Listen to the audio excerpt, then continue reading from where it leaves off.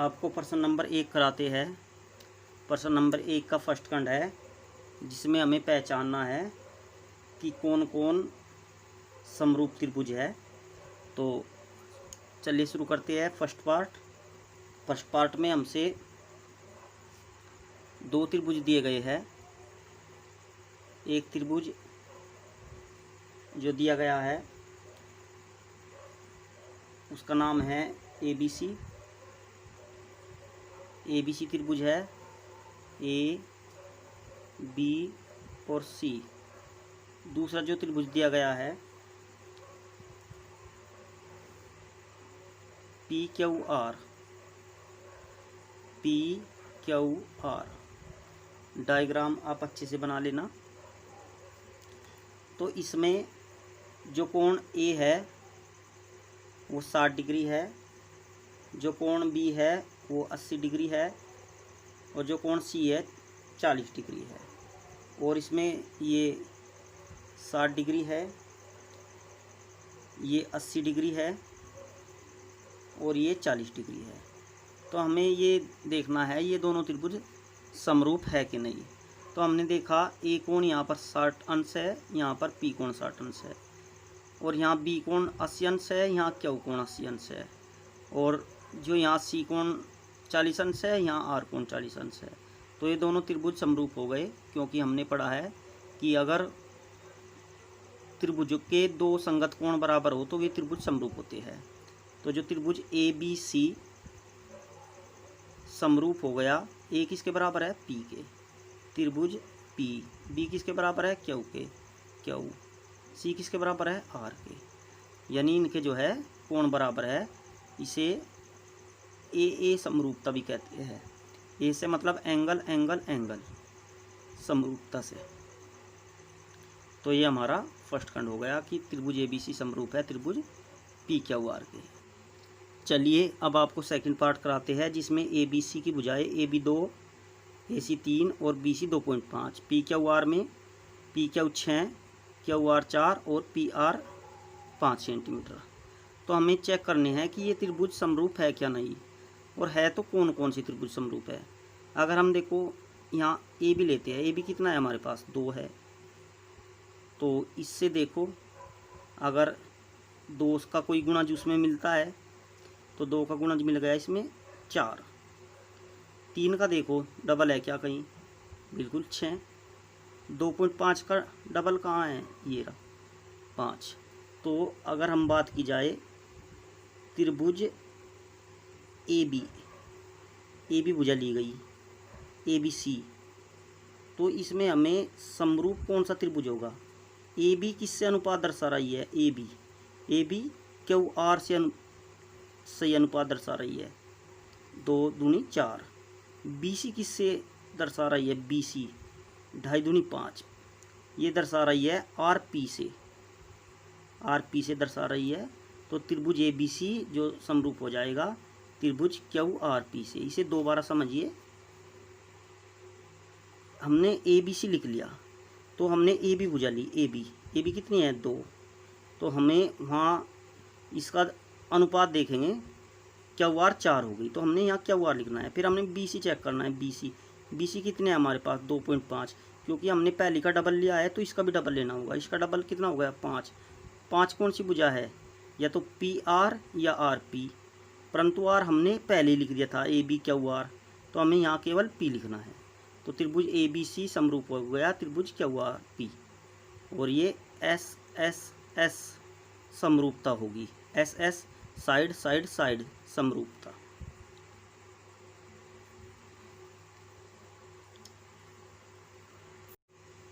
आइए अब आपको थर्ड पार्ट कराते हैं, जिसमें हमें चेक करना है LMP और DEF समरूप है क्या। तो हम अगर इसकी एक भुजा ले, जैसे इसकी 2 सेंटीमीटर है तो इसका रेशियो देखेंगे। अगर 4 से रेशियो देखें तो 2 दूनी 4 हो गया। 3 का देखें तो 6 हो गया। 2 के तो सही अनुपात है 2 भुजाओं के, तो इसका भी डबल हो जाना चाहिए। 2.7 का डबल कितना होता है 5.4, पर यहाँ क्या है 5.4 नहीं है, तो समानुपात नहीं है। जब इनका समानुपात नहीं है तो ये त्रिभुज समरूप नहीं है, क्योंकि इनका अनुपात समान नहीं है। 2 दूनी 4 हो गया, 3 दूनी 6, पर इसका अनुपात नहीं मिला है, इसलिए ये समरूप नहीं है। अब आपको फोर्थ खंड कराते हैं। फोर्थ खंड में हमारे पास 2 त्रिभुज है। एक त्रिभुज है हमारे पास MNL,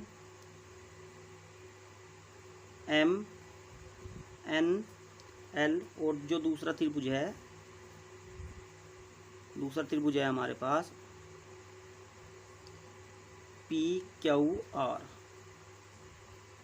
और इसका ये 70 डिग्री है, और ये कितने डिग्री है, Q 70 डिग्री है, और ये इसकी जो MN भुजा है 2.5 है, और जो ये भुजा है 5 है, और इसकी जो भुजा ये 5 है, और इसकी भुजा ये 10 है। तो हमें क्या करना है, हमें 2 भुजाएं दी गई है, तो 2 भुजाएं, इसका रेशियो देखते हैं। ये हो गया 2.5 दूनी 5 हो गया, 5 दूनी 10 हो गया। दूसरी भुजा हमसे दी नहीं है, 2 भुजाएं के तो हमें अनुपात बराबर कर दिए है। 2.5 दूनी 5 हो गया, और 5 दूनी 10, और एक एंगल भी बराबर हो गया। तो अब कैसे इसे बराबर करेंगे, देखिए कैसे समरूप तो हो गए, क्योंकि 3 चीज़ हमारे पास बराबर या समान अनुपात में हो गई। 2.5 दूनी 5 हो गया, 5 दूनी 10 हो गया, अनुपात समान है, और एक एंगल भी समान है। समरूप सिद्ध करने के लिए 3 चीज़ें या केवल 2 कोण होना आवश्यक है। तो ये दोनों त्रिभुज समरूप हो गए। और समरूप कौन कौन से त्रिभुज ये है, इनमें MN ने ये त्रिभुज हम लिख ले MNL, इसे तो पूरा ही लिखना होगा। समरूप है कौन से त्रिभुज के, अब वो यहाँ से कैसे करेंगे। MN ने किससे रेशियो दर्शाया है, MN ने रेशियो दर्शाया है QP से। अब हम PQ क्यों नहीं लिखा, QP क्यों लिखा, हमें देखना है एंगल M किसके बराबर है, एंगल M Q के बराबर है। तो हमें PQ ना लिखे QP लिखना होगा, QP। और जो ML है या QR है, एक ही बचा है, वही लिखना होगा हमें। तो ये समरूप हो गए। समरूपता कौन सी होगी इनमें, SAS समरूपता, SAS साइड एंगल साइड समरूपता।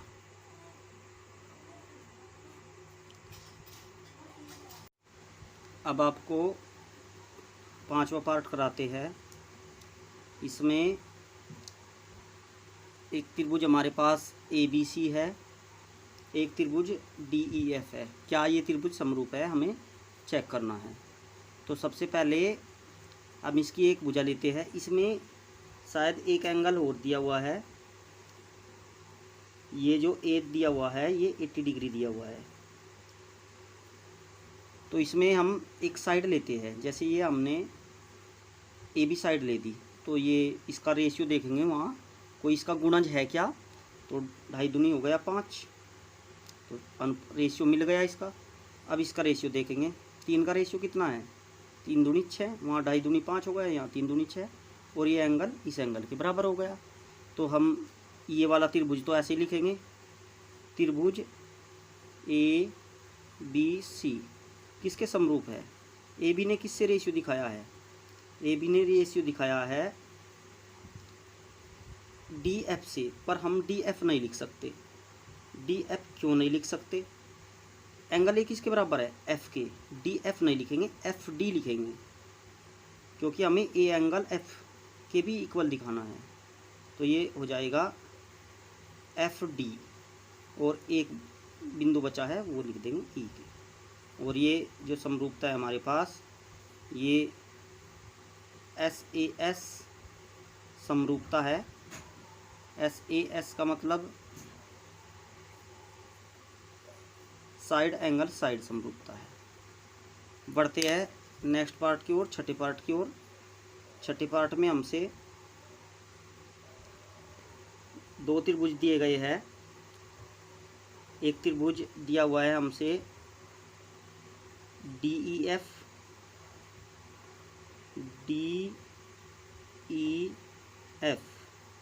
और दूसरा त्रिभुज दिया गया है हमसे P Q R, P Q R, और जो डी ई एफ का ये एंगल है ये 70 डिग्री हो जाएगा, दिया हुआ है हमसे। ये 80 डिग्री और इसका ये 80 डिग्री, और ये इसका आर जो दिया हुआ है 30 डिग्री दिया हुआ है। तो हमें चेक करना है क्या ये दोनों त्रिभुज समरूप है अथवा नहीं। तो इसके लिए हमें क्या करना है, देखिए त्रिभुज के तीनों कोणों का योग कितना होता है, 180 होता है। तो 70 और 80 कितना हो गया, 150। ये हमारे पास 30 का बच गया। और 80 और 30 कितना हुआ, 110। ये हमारे पास 70 का बच गया। तो अगर हम इन दोनों त्रिभुजों को देख के, तो D बराबर है P के, E बराबर है Q के, और F बराबर है R के। अतः त्रिभुज DEF किसके समरूप हो गया, D किसके बराबर आया है, P के, E किसके बराबर आया है, Q के, F किसके बराबर आया है, R के। और ये है A समरूपता, एंगल एंगल एंगल समरूपता।